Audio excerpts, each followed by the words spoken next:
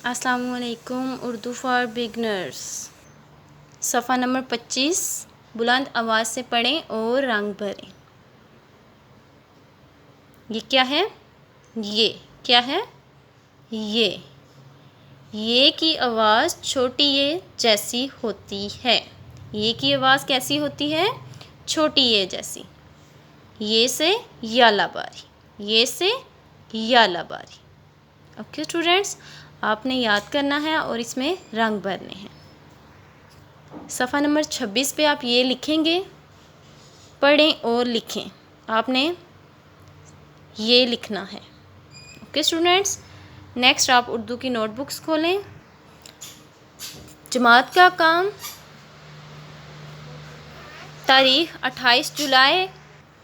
अनवान फलों के नाम हम ये पहले कर चुके हैं, आज हम दोहराई करेंगे। आम, केला, माल्टा, अंगूर, अनार। स्टूडेंट्स, आपने इसको अच्छे से याद करना है, घर का काम लिखना है। ओके स्टूडेंट्स, अल्लाह हाफिज़।